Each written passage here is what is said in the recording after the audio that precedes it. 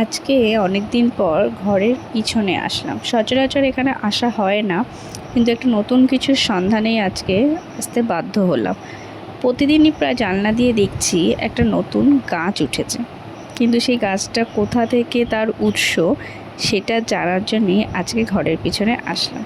এই দেখো, ঘরের পিছনে যে একটুখানি জায়গা রয়েছে, সেই জায়গাটা কিন্তু এখন রাজত্ব করছে কুমড়ো গাছে। দেখেছো কি সুন্দর হয়েছে।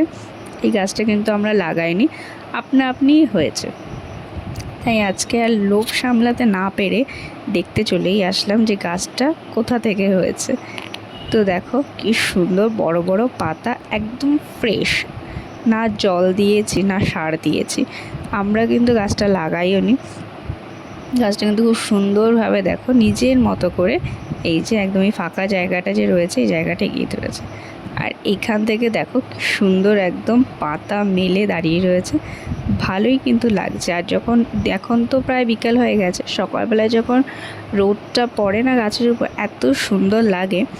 তো আর আমি কিন্তু বরাবরই কুমড়ো শাক বলো, লাউ শাক বলো, যে কোনো রকমের শাক খেতে খুব ভালোবাসি। তো এই যেটা যে হয়েছে এটা কিন্তু আমি খুব খুশি। আর এই গাছটার ওই যে কোনাটা দেখছো, ওইখান থেকে কিন্তু হয়েছে, ওখান থেকে হওয়ার কথা নয় কিন্তু হয়েছে। এই যে ঘরের পিছনে এসেছি, মা টের পেয়েছে, টের পেয়ে আমার পিছন দিয়ে ওই দেখো মাও চলে আসছে গাছটা দেখার জন্য।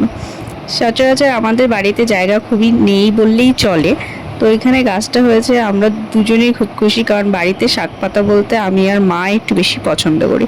তা মা বলছে যখন পিছনে এসেছি, ঘরের মধ্যে নাকি কই মাছ আছে, কই মাছ দিয়ে তো লাউ পাতা দিয়ে ভাপা ভালোই লাগে। এখন লাউ পাতা নেই, তা মা বলছে তাহলে কি কুমড়ো পাতা দিয়ে খাবি, তাহলে কুমড়ো পাতাগুলো কেটে নিয়ে যাবো। পাতাগুলো এত বড় বড় হয়েছে, এত ফ্রেশ না। আমিও বললাম ঠিক আছে তাহলে নিয়ে চলো, কুমড়ো পাতা দিয়ে তাহলে কই মাছ দিয়েই খাও। তো সেই জন্য মা এখানে বেছে বেছে, মাকে বলছে মা একটু বেশি বড় বড় পাতা দেখে নেবে, পাতাগুলো দেখতেও খুব সুন্দর হয়েছে। মা বলছে ঠিক আছে। তো চলো, এখানে পাতা আমি আর মা কেটে নিলাম।